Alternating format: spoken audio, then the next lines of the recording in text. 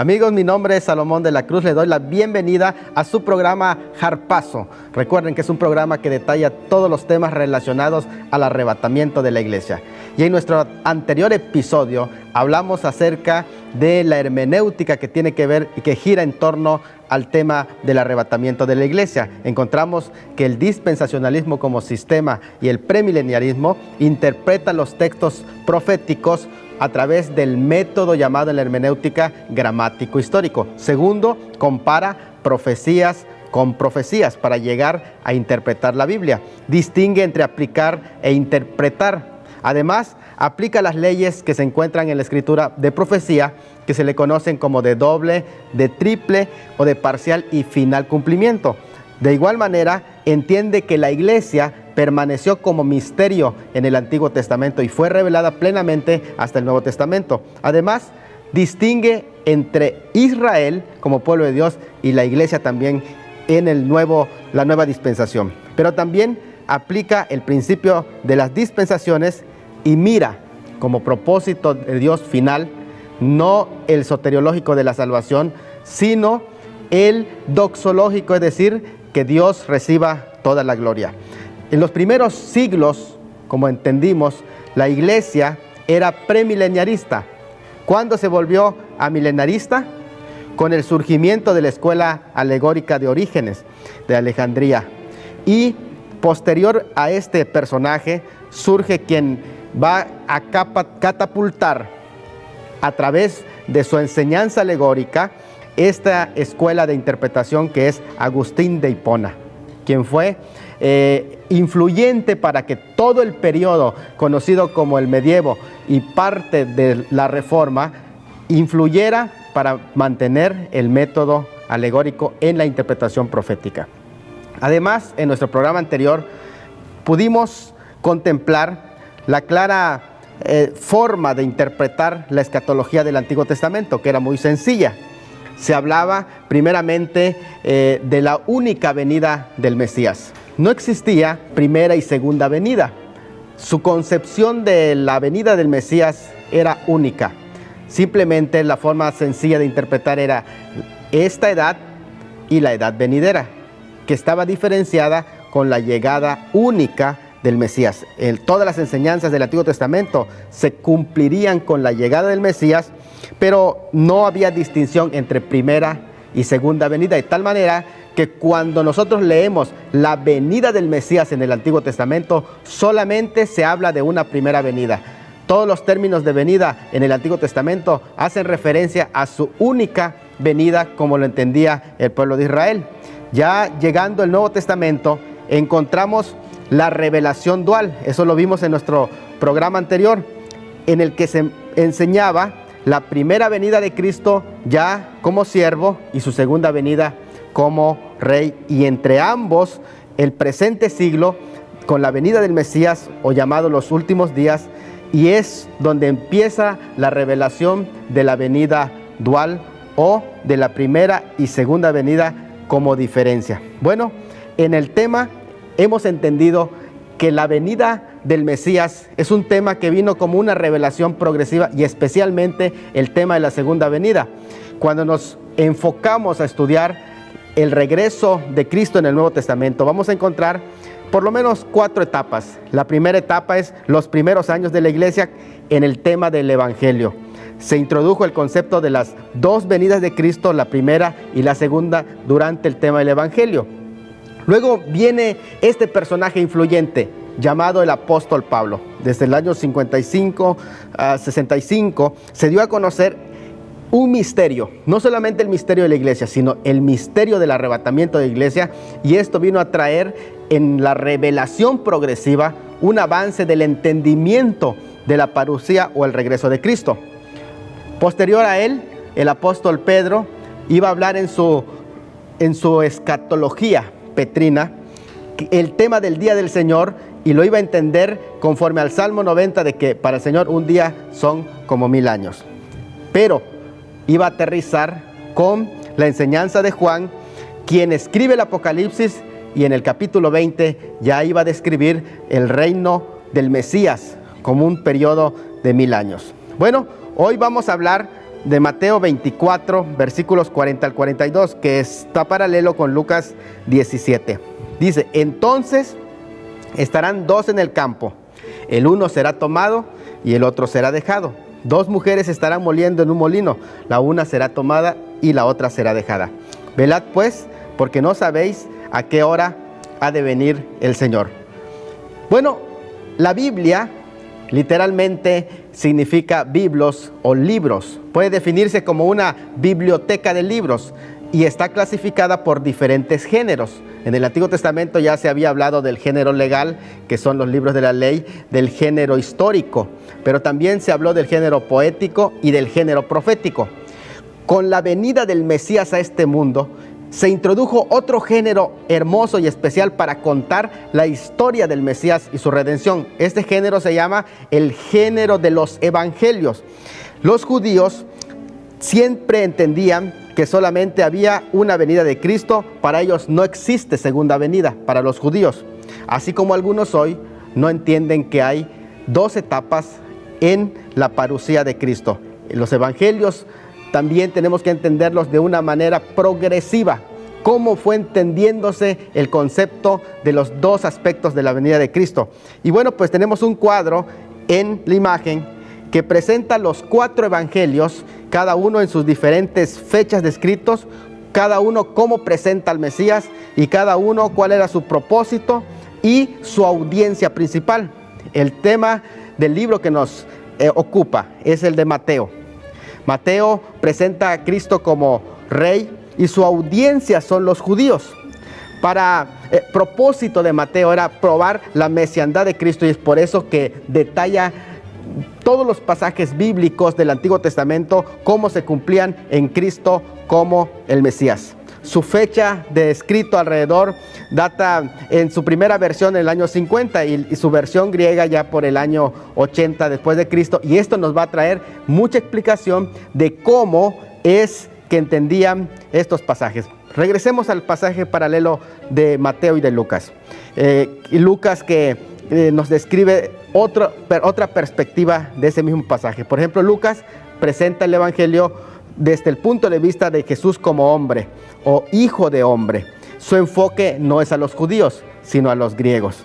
Bueno, leemos este pasaje que dice así en Lucas: os digo que en aquella noche estarán dos en una cama, el uno será tomado y la otra será dejado. Dos mujeres estarán moliendo juntas, la una tomada y la otra dejada. Dos en el campo, el uno será tomado y el otro dejado. Cuando regresemos de este corte, vamos a explicar este pasaje a profundidad.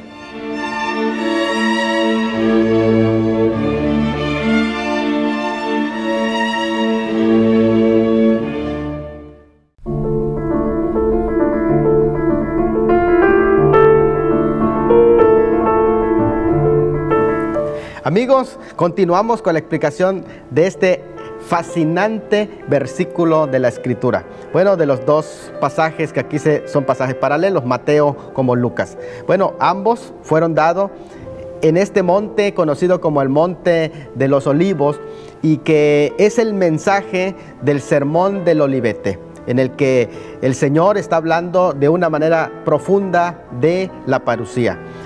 Y vamos a analizar cada uno en sus diversos contextos. Por ejemplo, Mateo se centra en la gran tribulación y en la venida del Señor, que es conocida como la parucía. Tiene que ver con la nación de Israel de manera primaria, aunque no en una forma exclusiva. Su entorno es distintamente judaico, y también los escogidos de Dios son los judíos y no la iglesia. ¿Por qué decimos que es judaico el entorno? Porque Mateo 24, 16 y 20 nos da una idea de que es en torno a Judea y en torno al día de reposo que es observado por el pueblo de Israel. Además, se menciona, la iglesia no es mencionada en el Olivete, ni en las profecías, ni en las parábolas ahí aludidas. En el caso de Lucas, que se enfoca ya a los griegos o a los gentiles, a Lucas intercala estos versículos del capítulo 21 sobre el tema de la parucía, sino sobre el tema del reino mesiánico, que desde luego que está relacionado con la parucía.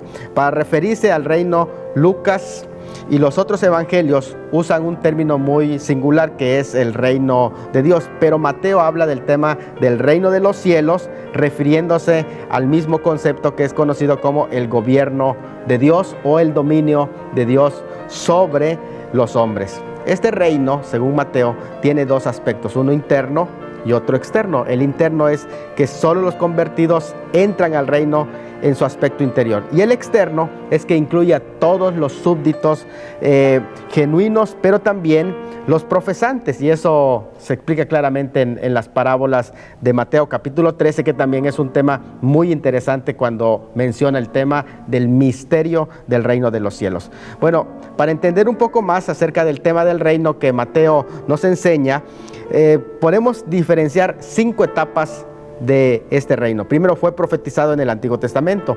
Segundo, descrito por Juan Bautista y los discípulos como está cercano o presente. Tercero, fue manifestado interinamente como misterio, que esa es la etapa de la iglesia en el que ahora nos encontramos como misterio. 4, manifestado teocráticamente en lo llamado reino milenial de Cristo. Y por último, después del milenio, lo que se considera el reino eterno, que es el aspecto eterno del reino. Bueno, hay una diferencia entre el reino y la iglesia para que dejemos claro este concepto. Primero es que el reino de Dios no es sinónimo de la iglesia, aunque en cierto modo la pueda incluir. La iglesia, al igual que Israel, pertenecen a ese reino interior o exteriormente. El reino de Dios fue inaugurado con el ministerio de Cristo, pero la iglesia fue inaugurada en el día de Pentecostés. Son diferencias. El reino de Dios continuará en la tierra hasta que sea destruida, y la iglesia quedará en la tierra hasta el arrebatamiento. Otra de las diferencias es quienes hoy entran en el reino pertenecen a la iglesia, tanto judíos como gentiles. La iglesia, sin embargo, vuelve con Cristo para reinar con él como su esposa en su segunda venida. El Mesías es rey en este reino, para la iglesia su esposo. El reino connota súbditos, la iglesia connota hijos. Bueno, en Mateo 24 al 29, algunos piensan que marca una cronología de esta parábola, cuando dice inmediatamente después de la tribulación de estos días, y piensan que esa frase, el tomado para juicio y dejado como para gozo, es un paralelismo que está de acuerdo con lo que se dice en el versículo 39 sobre vino el diluvio y se los llevó, y que esa exigencia de interpretación de ese paralelismo. Pero veamos algo interesante. El paralelismo del diluvio muestra una época que está centrada en la construcción de una sociedad, mas no en la preparación personal. Ambas condiciones imperan en los ejemplos, tanto del diluvio como de la sociedad antes de la venida de Cristo. El ejemplo para Israel es de Noé, que entró en el arca, pero el ejemplo para la iglesia no es el de Noé, sino de Lot, que salió de Sodoma. Así que veamos este cuadro muy interesante, donde hay 2 ejemplos. Lucas, por ejemplo, presenta estos 2 ejemplos. Uno de los ejemplos presentados para la iglesia, cuando dice Lot, que salió de Sodoma antes del juicio, y el otro ejemplo para Israel de Noé, que entró en el arca y fue librado durante el cataclismo. Esto es algo muy interesante. Uno de los ejemplos es para la iglesia y otra para Israel. Aunque el término llevado y dejado podría referirse a diferentes sectores, como por ejemplo, ¿quiénes fueron llevados y quiénes dejados en el diluvio?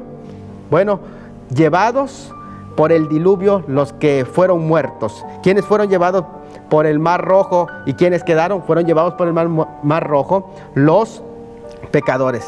¿Quiénes quedaron tras la destrucción de Jai? Bueno, el pueblo de Israel. ¿O quiénes quedarán en su venida según Isaías? También quedarán los buenos. Sin embargo, esta no es la única forma de interpretar el término dejado o llevado. Especialmente veamos 2 ejemplos en pantalla.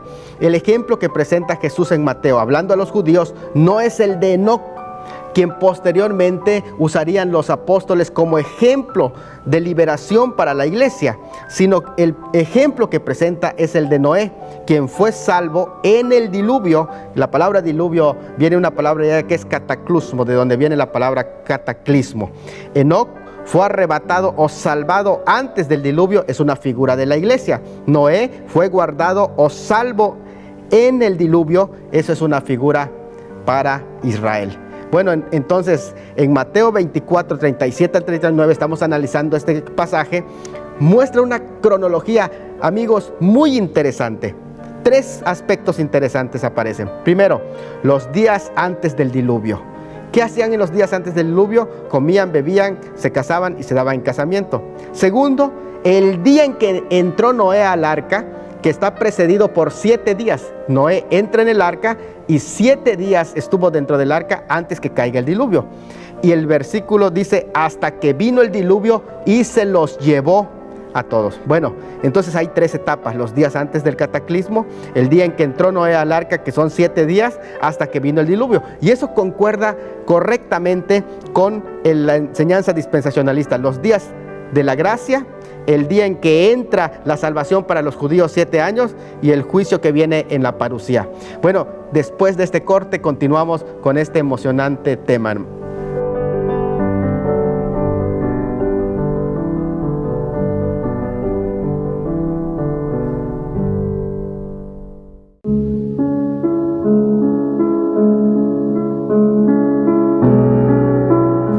Amigos, pues continuamos con esta explicación muy fascinante de estos versículos y estamos detenidos ubicando la cronología de este pasaje que ha sido muy discutido. Mateo 24, 29 al 30, para algunos aparentemente les da el tiempo exacto en el que va a suceder: uno será tomado y otro será dejado. Así que ubican en este pasaje, en ese contexto, en el tiempo en el que el sol se oscurecerá durante la parusía, mas no se da una cronología exacta de todo el capítulo. Eso tenemos que tener presente. Cuando el versículo 29 dice, e inmediatamente después de la tribulación de aquellos días, el sol se oscurecerá, es decir, va a ser eclipsado, y la luna no dará su resplandor, y las estrellas caerán del cielo, y las potencias de los cielos serán conmovidas, lo cual explicaremos cuando hablemos de Marcos, en esa explicación del libro de Marcos. Pero por ahora estamos hablando de la cronología: cuándo sucede, el uno será tomado y el otro será dejado. Vamos a hacer algunas referencias hermenéuticas muy interesantes. El Señor Jesús, tal y como lo hacían todos los profetas del Antiguo Testamento, agrupa eventos de acuerdo a su tema, no de acuerdo a la cronología. Responde a 3 preguntas que se le hacen: ¿cuándo serán estas cosas? La destrucción del templo, de tu venida y del fin del siglo. Al igual que los profetas del Antiguo Testamento, lo que él hace es adelanta, retrocede acontecimientos, pero da una explicación global, mencionando así aspectos tanto de su venida que tienen que ver con el primer aspecto de la parusía como la segunda etapa de la misma. Así que no siempre hay un orden, y además se dan esos detalles sin indicar intervalos de tiempo que transcurrirá entre un evento y otro. Veamos algo interesante con respecto al término venida. El término erjomai, traducido como vendrá o venir, también es muy interesante, al igual que los otros términos que se relacionan con la venida de Cristo. Son términos generales. El término Geco es otro de los términos que hablan de la venida de Cristo en este mismo pasaje, y que, bueno, mencionan aspectos que Él va a estar presente o que viene como ladrón. Vamos a ver en este cuadro que aparece en su pantalla términos que hacen referencia al programa, que incluye 2 fases de la venida de Cristo, que son los términos apocalipsis, que significa revelación; parusía, que significa advenimiento; erjomai, que es venir; geco, que es presencia; o fanero, que es manifestación. Ambos se refieren a 2 aspectos de la venida de Cristo en términos generales. De este harpazo, que es el regreso por sus santos, hasta Epifanía, que es el regreso con sus santos, ambos distanciados por un lapso de tiempo que marca la cronología de las 70 semanas. También explicaremos en otro programa. Entonces aquí muy interesante cómo se usa también el término tomado y dejado. Así que vamos a hablar de este término muy interesante y ver que las aplicaciones o lecciones que se presentan en las ilustraciones, en esta ilustración que hemos leído, uno será tomado y otro dejado, sirven tanto a los creyentes que viven en esta época como a aquellos judíos que van a ser probados durante la gran tribulación. A ambos les sirve estas ilustraciones. Antes de entrar al milenio, uno de los dos será tomado o barrido, llevado por la inundación del juicio. Tomado también significa llevado a juicio, como en Jeremías 6:11. La otra quedará para gozo y bendiciones. Eso es aplicado al reinado milenial de Cristo a los judíos. Pero estos términos pueden tener ambas connotaciones, tanto para los judíos como para la iglesia. Por ejemplo, la palabra tomado, que es para lambano, significa próximo, junto al lado o asociarse, aprender o recibir o tomar. El término dejado es enviar, salir, quedar, permitir, perdonar, abandonar, consentir, despedir o remitir. Viene una pregunta clave. ¿Puede también servir hoy esta aplicación en la primera fase de la venida de Cristo, hablando del arrebatamiento, cuando Él tome a los creyentes al cielo y los incrédulos sean dejados atrás para el juicio de la gran tribulación? Claro que sí.